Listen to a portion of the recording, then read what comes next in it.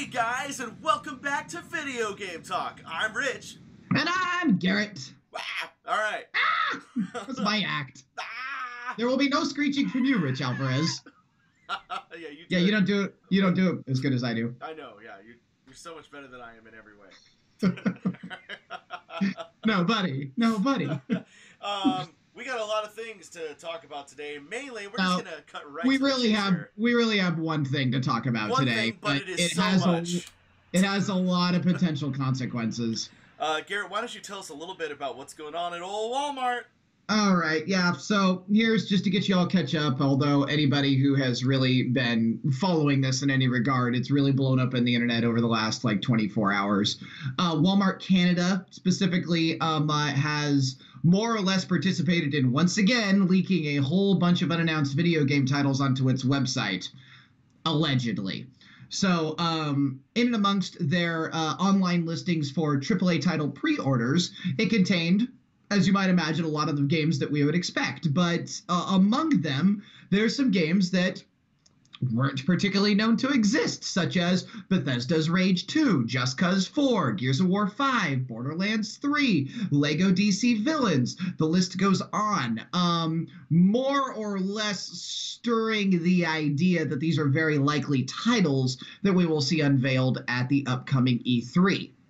Yeah. This is, of course, a bummer for several reasons, but I have a lot of thoughts on the matter. I'd rather not get into it right away. Do you think that the publishers, what are they going to do? Has anybody said that this is official, or is everyone kind of keeping quiet right now? Well, it's a leak, and it's tough because I'm sure, I don't know, expert on kind of how to handle these things, and obviously companies go to egregious and very, very expensive effort to try to limit leaks and to keep their products under wraps until, they want to unveil them in the commercially, correct and relevant timeframes, especially considering places like E3 really live and thrive on exclusive content releases. If E3 was just a place where everything there everybody already knew about and existed, it wouldn't be nearly as popular. So all this is a very, very regimented system that serves to keep kind of everything in place. Right. It keeps just begging the question, though, do we even really need to have E3 anymore, or is just announcing the release dates online the way to go? Many companies are doing it already. I mean, a lot of companies do like to save their big presentations for E3, but I just think that, as more and more people are just on the internet every day getting their video game news, like this show right here, how relevant is it to have a once-a-year show that showcases these games, Well, I know you're not the biggest fan of E3, or at least conceptually, especially in the years since it's become very rooted in sort of the more commercial aspects of the industry. Well, actually, more to the contrary, I believe, if I remember our conversation last week, it was cool when it was just developers and industry people, but now it's open to the public.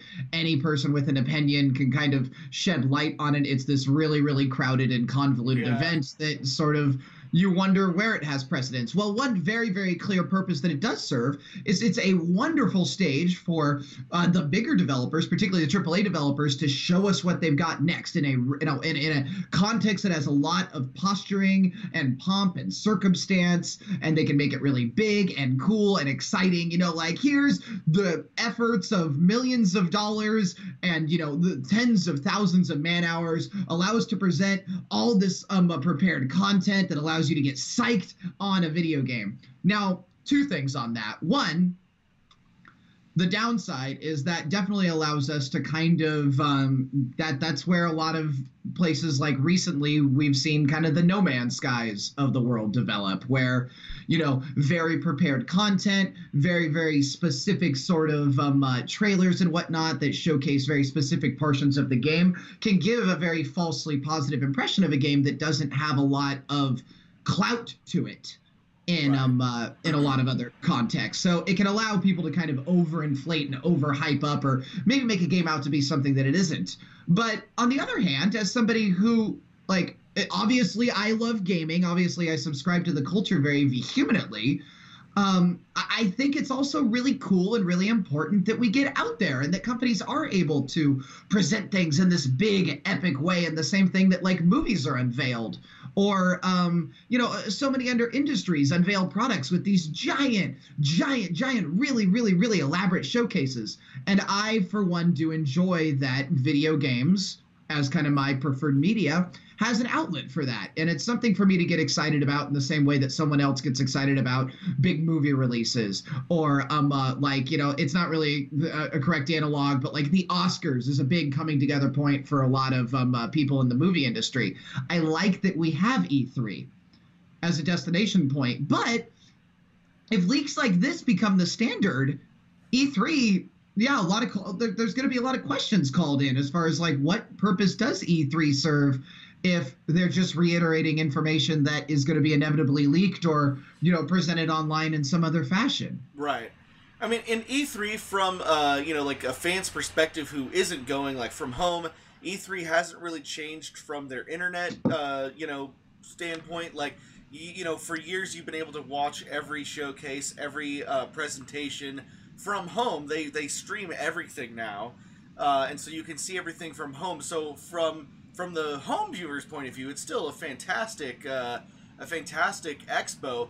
But just being there in person, it has personally for me turned into more of a convention setting with all the fans rather than a business expo. And I prefer it when it's more of a business expo, because it gets really sweaty and crowded when it's more right. of a convention Obviously, setting. The crowdedness of it is tough. It's hard to even just function at E3 when they open it to the public. But that's not necessarily a valid criticism. In my mind, that's not necessarily a valid criticism of what E3 is. That just means that they shouldn't be letting as many people in as they are. Or, they need to find a way to make it so it's not 20,000 people crowding, the convention center halls. Now, do you think this is a legitimate leak from Walmart? Do you think that these companies will back off, or do you think that they'll announce at E3? Because did the leak say that these were all coming this year, all these games? Not necessarily. Okay. No. The leak didn't say anything. That's the point.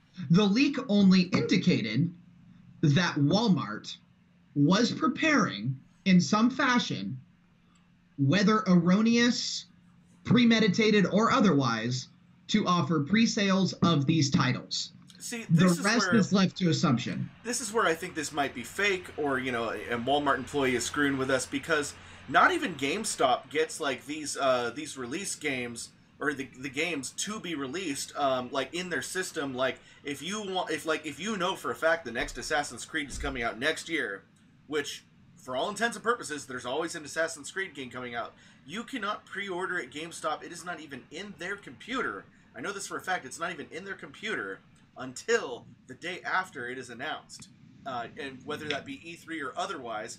On their official website, they don't even have it in their computer. So I'm just wondering, how would Walmart have these games in their computer if they haven't even been officially announced? It just seems really sketch, and I don't know. I just don't buy it 100%. And that's fine. Skepticism with these leaks, I think, is incredibly important. I think it's very important that everybody has a very level head about this and, approaches this with a lot of skepticism, because yes, these could be guesses. These could be placeholders. These could be whatever. They could be, I don't really buy into the idea that they're the efforts of a single individual just sort of messing with us, because obviously hundreds and hundreds and hundreds of people go into the maintenance and propagation of Walmart's online presentation. So to me, the idea that one person screwing around could just sort of like get through the veil, in my mind, doesn't seem practical given the scale of these computer systems. If this was like a one-off website mentioning these sort of things, I would be a lot more skeptical. Okay. Sorry, just kidding, Canada. Just kidding. Yeah. Looking at you, DeKaland. Fight him. Or any one of our other Canadian fans. But that being said, so this is a very meaningful, website to have these things. It shows a lot of deliberateness, and obviously many people would have to be involved in these even being there. We can't speak on their purpose in being there, or if they were intended to be permanent or just placeholders for something else. We don't know. But I would like to draw attention to the fact that similar leaks along this media have happened before. You'll remember this is very similar to how we figured out about Rabbids, the Mario Rabbids Kingdom Battle. Oh, yeah. This was almost identical to it in the idea, but no one gave it credence because it sounded like a joke when it first came out. It was like, wait a minute, there's a Mario crossover with Raving Rabbids and it's an XCOM style turn-based shooter. Okay, Reddit, thank you for this. And then a lot of people just brushed it under. Sure enough, what happened? Exactly that. Yeah. Verbatim. Changed nothing. I would guess that if these games are all real and happening, we will, if we weren't going to get an announcement by E3, we sure will now, because now they're going to want to, actually have an official presentation for these games. They're like, oh, everyone knows we're doing Rage 2 now, so might as well have our trailer we were saving for August to come out at E3, or whatever. Right, exactly. I think that anybody who planned to release a title that was potentially involved in this leak would absolutely continue to do so. Any company is going to be invested way too much time in preparing for E3. I've gone off in the past very strongly about how I feel like E3 really interrupts development cycles, as far as it had, a lot of AAA titles have to stop, kind of the rigmarole of getting a game developed in order to make sure that they have a presentation and a snippet and playable media for their E3 demo. And that inevitably contributes to, one, a good thing, and the idea that it gets their audiences hyped and it shows, their presentation of their final product, or at least their intentions most of the time. But on the other hand, that's all time that game developers could be spending debugging, playtesting, texturing, working on the less glamorous aspects of game development that often are, really, really the majority of development that is overlooked by the general public.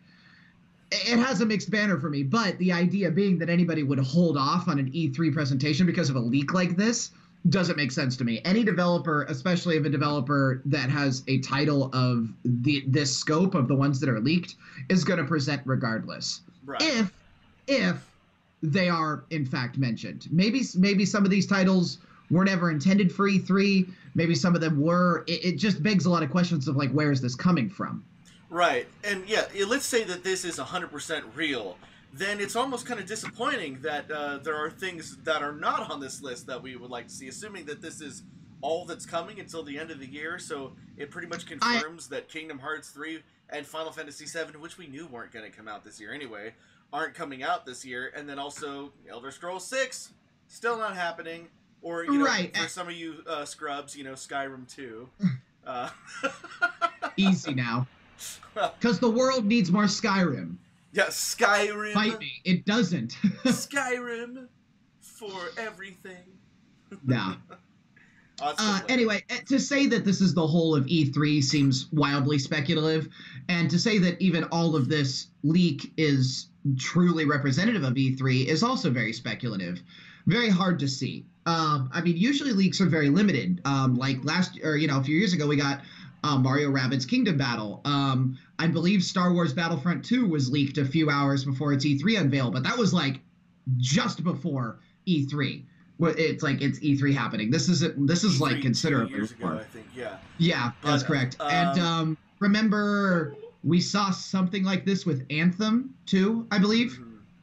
Like where we got this vague semblance of a hint that some sort of BioWare RPG was coming out, and then, sure enough, Anthem was announced, which wasn't really an RPG per se, but was sure enough, was a game of BioWare involvement. Either way, this Walmart leak is very interesting for the reasons we've already brought up, but I do believe no matter what, even if this Walmart was able to conclude that these releases are happening for them, there are some companies, like Bethesda, that do keep their products so under wraps that literally no one knows about it until they release a trailer on the internet. I mean, somebody knows about them. Well, the developers do. Yeah, the developers do. And obviously, like I said, sometimes games are announced so far ahead of times. But, getting a game distributed, developed, put into stores, preparing that whole entire thing associated with distribution, when Bethesda chooses to wait so long, and has this very, very, very sort of meticulously aligned set of dominoes that they just clip as far as like, okay, here's the game, it's ready to go, we'll hit store shelves right here, right now, coming up real soon. Bethesda's always been very good about making sure everything's lined up for us. Yeah. Somebody has to be in that conversation, and retailers have to be involved in that conversation at some level. I can't claim to know too much about supply chains, but I mean, most of these like large scale sort of like production cycles are negotiated years in advance for some products. So the idea that Walmart can't possibly know about some of these games, I'm going to have to disagree with you on that and say that I feel like someone at Walmart's level has to know. And that that's just an element of the surprise to it. I can't, if Bethesda's planning to release a game this year, to a certain degree, I would be shocked to realize that retailers haven't been involved yet. That seems wild to me. Huh. I mean, that's a fair point. So I guess we'll find out definitively by E3 for sure.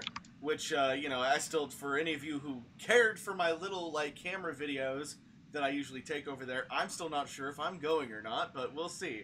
We'll see what happens. I am not, unfortunately, but we'll be watching closely to sort of see what's all going down. As far as, and I will say this, the Bethesda has responded to the leak, at least as far as the Rage 2 leak is concerned. So that's their thing. I'm looking up this their leak with their response with specificity right now. I looked it up this morning, wasn't able to get too much concrete. I think more has happened throughout the day while I was at work. But I do remember a tweet from Bethesda that said something to the effect of like, "This is why we can't have nice things." Oh, oh no. Which is heartbreaking in a certain way, but I mean is consistent with the idea of obviously Bethesda goes to so much length to try to make sure that there's a thing. Oh yeah, that's right. They they took the key art that was lifted from the leak poster and they started criticizing Walmart for the fact that the font was wrong and a whole bunch of other stuff. And there was like all these like spray painted on anarchy symbols in bright pink. They would then go on to release a picture of the Big Ben with another big like pink anarchy symbol on it. So it really seems like Bethesda is leaning into the leak. What if, and then it turns out that this is just a big like backhanded promotion for Walmart to have their own huge booth at E3? Or maybe Bethesda has seen this, realizes in full like scope that it is actually completely wrong, and they're like leading into this as a red herring, as far as like, you got us. Look at this, you got us, man. Oh, you found out our new game. What are we gonna? Just kidding, it's something else like that. That whole sort of thing. That would be hilarious, and I would love them forever. Rage 2 was the fake name for Elder Scrolls 6. Yeah, welcome to it. And the idea right now that like there's this imagination in my mind where like they're just running with it and they're gonna start like a Rage 2 promo. They're like gonna lean into it. They're gonna be like, "Welcome to the Rage 2 promo. Now some of you maybe just kidding. It's Starfield." Like, it's just like, oh yeah, that'd be so good. They're like there's a whole bunch of executives right now that are like, "Oh my god, we can. Oh my god, that whole sort of thing." But that to me seems like an elaborate fantasy that exists only within the mind of Garrett. I right now am ready to give at least a degree of credence to this leak because we've seen so many other leaks that have functioned similarly, and the idea that like somebody noticed a product cycle somewhere or someone noticed a copyright footnote somewhere or something like that turned out to be true. If you remember when No Man's Sky was released, GameStop accidentally let a copy go a day early. Oh, yeah. And that dude was playing it and actively updating everybody on Reddit as far as like what he saw and what he thought. And it was this giant PR disaster that would just only be the first drop in a bucket of PR disasters that was the No Man's Sky release. That being said, I do want to do an episode of Video Game Talk on like where No Man's Sky is at right now, because I hope you guys have checked out No Man's Sky these days, because it's a totally different game. I really hate ragging on No Man's Sky, but That being said, their release was garbage. That's just a fact. Yeah. Whether or not you feel about the game's changed or, ongoing development cycle. Nothing is confirmed. This doesn't actually mean anything with truth. But the idea that you've gotten meaningful responses from developers, the fact that there's like that there's some sort of like back and forth going on here is at the very least entertaining. Before we end the topic, I want to get your. I just want to bounce. Can I bounce off you some questions as far as like how you would feel about? So let's just say hypothetically, Richard, that this leak is true. Let's say that every single game included in this leak is true, which for starters, I don't think is the case, at least with a handful of these titles. But I wouldn't be surprised to see a few of them. Right. Let me just go down the list and get your opinion on what you think about these. How would you feel about a Just Cause 4? I don't even think you played Just Cause 3 or 2 or 1. I mean, yeah, I have not been big on Just Cause. I've played maybe half an hour of Just Cause 2. I actually own Just Cause 2 and 3. Thanks to a brief partnership I've had with Square Enix, and they publish those. Yes. But I can say honestly, I've probably only played about 30 minutes of Just Cause 2 and maybe just 10 minutes, if that, of Just Cause 3. But would I like another one for that one day that I finally play through them all? Sure, yeah, Just Cause 3, let's do it. There's no point in Just Cause 4 in playing through them if you have Just Cause 4. I will say this, Just Cause is very consistent in its delivery in the idea that it presents an awesome, bomb-tastic action. I mean, I just call it action movie simulator. That's what I've always ever caused Just Cause 4, because it presents a really, really compelling, wildly unrealistic platform for basically just running around and shooting things and then blowing up in ways that shouldn't even make sense. That all tacked on top of a plot that has remained absolutely cheesy to the point of being a little cringy. They've never backed off from that. It's always just like, ha-ha, suckers! It's the dialogue is awful in this game, and I think that they know it, and they're just like embracing it at this point. Which is so you're whatever. Saying I wouldn't really be getting anything edifying if I went back to the other ones to get the story. If you're playing Just Cause 4 for the plot, I seriously question your taste. Okay, fine, yeah. So cool, sounds great. I'll play it when Just Cause 4 comes out then. Okay, cool. Well, guess what? It's unfortunately it means that it's your boys at Square Enix are working on something else, and they're delaying they're delaying the work on the things that are a little bit more pressing. Because why in the world would they prioritize? Why? Well, I don't know. Maybe they're trying to get something out in favor of trying to push off or meaningfully and justifiably push off the work on the things that people are more interested in. But if Just Cause 4 is coming out, that means with almost certainty we will not see almost any news on Kingdom Hearts 3 or the Final Fantasy VII remake. There'll be big like usual. There'll be big posters for them in the Square right, like big booth lounge. Don't expect a release, especially if they've been working on Just Cause 4, because that's an undertaking. But anyways, yeah. So what do you feel about a new Splinter Cell game? I have not enjoyed Splinter Cell since the original 3 PlayStation 1 games. I thought Splinter Cell 1 was a masterpiece. I really enjoyed the second one. Kind of lost it at that. Yeah. I don't know why we keep remaking them. Right, so I'm right there with you on that. And Michael Ironside doesn't even do the voice of the main guy anymore, and I really enjoyed him in the first few. So, am I excited for another one? Not really. Only if it's, unless it presents something wildly cool, like, oh, we're tacking on an open world thing, or it's Splinter Cell Battle Royale. No, I'm kidding. I need that not to happen. Everything's going Battle Royale.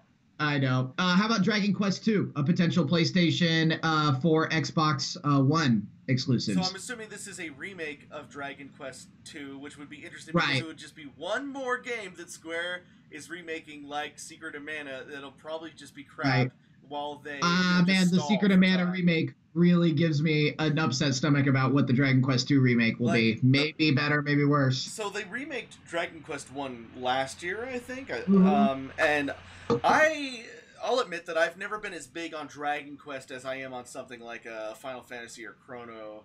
But I mean, Dragon Quest games were good. But like the hype for Dragon Quest is so low these days. I have not even heard a single person's opinion on how that first remake was. I guess it made enough money they're remaking the second one. But if they're churning out those remakes of Dragon Quest this fast, I seriously doubt it's going to be any better than, say, that Secret of Mana remake. Which, again, begs the question, when will Square give a shit about anything? Well, I want to broaden that. That really touches on kind of my main frustration with this list. And because you touched on something that is really, like, hits at the core of how I'm feeling about this. In the reality, in the hypothetical where this leak is true, with impunity, the idea that every single title released here will be unveiled sometime soon with some merit. If that is the case, this bums me out. Yeah. Because for the exact same reason that you just said about Dragon Quest II, there's not a lot of hunger for these things. I look at this list, I see Just Cause 4, I see Splinter Cell, I see Dragon Quest, I see another Lego game, I see another Borderlands game, I see Rage, I see a Gears of War game, I see Forza Horizons, and I see Assassin's Creed. Which, if I had just told you that, you'd have been like, hey, Garrett, are you rattling off the releases from E3 2010? Yeah. Yeah, like, that's my point. These are a whole bunch of games that nobody asked for. Right, that's like kind of what I was getting at before. Where's the hunger for these games? Which is like, if this is the official list, then aren't you disappointed that you're not getting like all those things we've been waiting for, you know? Yeah, I'm interested in 0 things on this list. That's a lie. I know Borderlands 3 has been teased for a while, and the Borderlands series has always done right by me. I have faith that Borderlands 3 will be able to redeliver. And also the idea that, like, Borderlands 3 is not a remake. Borderlands 3, it's like I feel like Borderlands 3 is like the one where it's like, okay, it's time for a new Borderlands. Yeah, because I didn't care as much for the pre-sequel. That one wasn't as well received. I haven't played like the Telltale games or whatever they are, but I mean, they were good. They were real good. I enjoyed Borderlands 1 and 2 more so 1 than 2.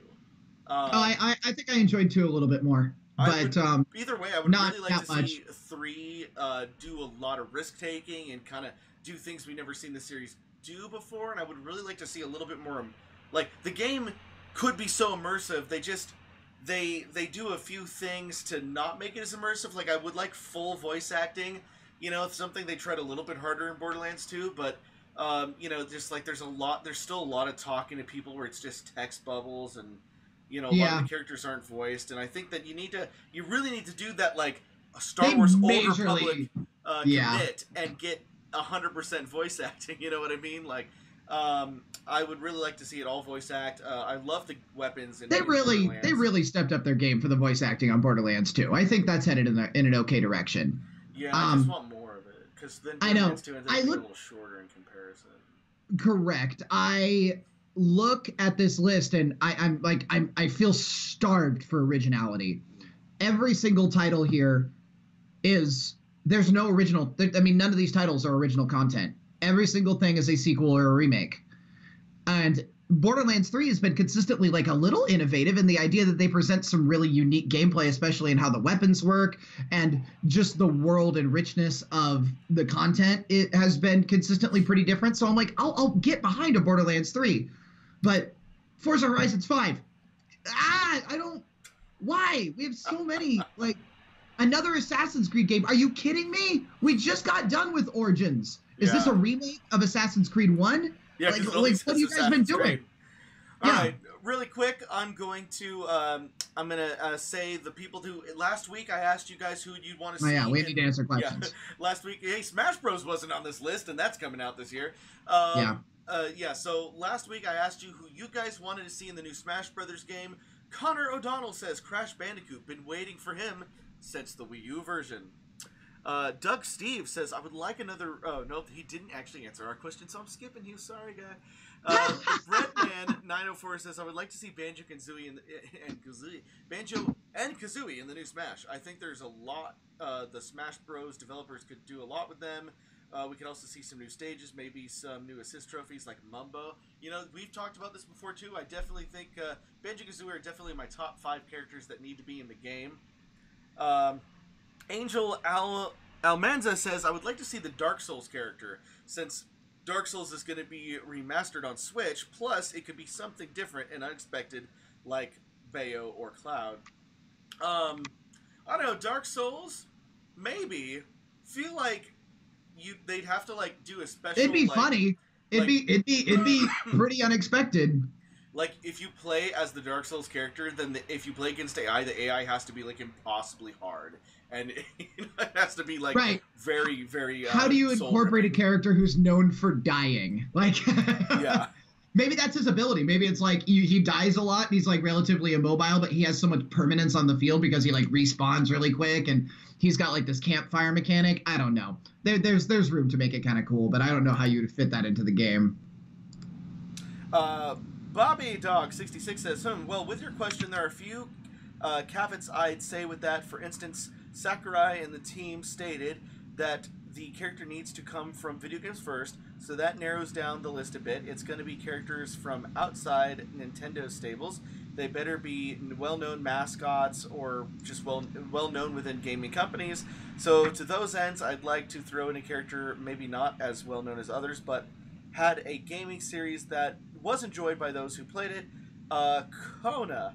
I think he'd fit in well with the rest. I think he would fit in well with the rest of the cast. His moveset would be pretty diverse, but involve a lot of grappling, and he has that mascot cartooniness going for him. If you're looking up Kona Gary, it's Khona. Khoa.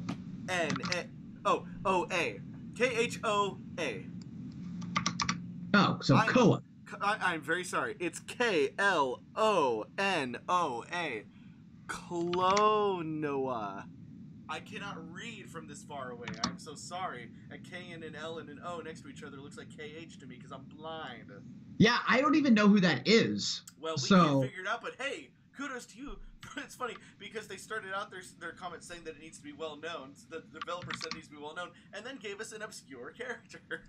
All right, I mean, more power to you for sure. If you think it works out, that's great. That is not even a character I've ever heard of. Yeah. So we'll look it up. I have a hard time. Yeah, I know. I have a hard time throwing in a yay or nay, but I did specifically ask for originality, and you did deliver on that. So well done. Philip Bayer asks, or Bayer, I'd love to see Solid Snake come back since Konami's apparently hell-bent on destroying Metal Gear Solid. Might as well make an appearance in Smash. So it's all hard part at this point. I would think that could only do kind of be a positive thing for MGS, but somebody might not like Smash, I guess. Sonic Brownie says, I'd love Mr. L for Smash because I think they could really give us an interesting moveset if they involve Brobot, like they did with Bowser Jr. and the Clown Car also. I just love his character. I would like to see a Mr. L costume change for Luigi. I don't necessarily think he needs different moves. Just a really cool I want to see reskins in Smash be really meaningful. The idea that, like, the movesets are the same, but they, like, look different. You know, when characters are zipping around screen, I want, like, more of a shadowy effect for Mr. L as opposed to, like, the zingy lightning effect for Luigi. So yeah, I think we could expand on, like, really meaningful skin changes, and Mr. L would be a great one for that. Now I'm just gonna, like, thunder through the rest of these because we got a lot of answers last time. Rambling Wombat says they want to see Madeline from Celeste. John Doe says Goku from Dragon Ball. Tommy McFast says Sora from Kingdom Hearts. That seems like a no-brainer. Let's see. Ross K. Fode wants to see some characters like from Eternal Darkness, or perhaps Geomon. Fabian says Smash needs more villain characters like King Boo. I'm down with that. I like that idea. Let's see. I think this person didn't really answer the question. Question. Oh, Gordon Freeman for Smash says Gabriel. We did talk about that one. That would be interesting.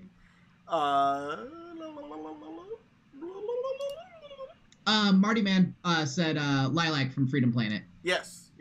And then I said thanks for watching in my comment. Yeah, okay, good Cool. work. So I hope that I might have missed a couple, and I apologize. We had actually way more comments than I expected. Do that again. So that means that next time I'm just going to have to be on top of things and make sure I narrow it down. I did say I would choose our top 10, and I think I actually shouted out more than 10. So you guys get that as a freebie, but next time I will try to narrow it down to 10. But don't forget to get your comments in right away next time. This week's question is, of course, what game are you hoping to see announced at E3, regardless of this Walmart leak? Because this, be fantastic. Yeah. Be unrealistic. I want to hear about, like, you know what I want to see? You know what I wish would happen? The like the Half-Life like you think Half-Life 3 is not only announced but coming out this year. I want to see answers like that.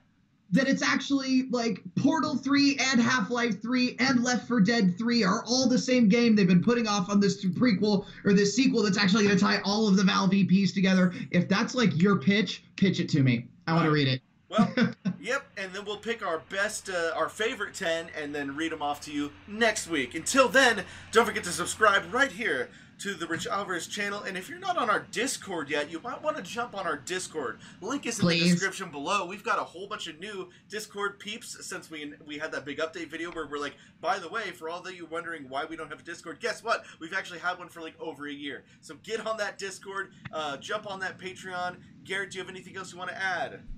Yeah, we just started playing tabletop games on the Discord, like fan-initiated tabletop games. So if that interests you, get on over there. Yeah, and other fun things to come on the Discord. All right. Many.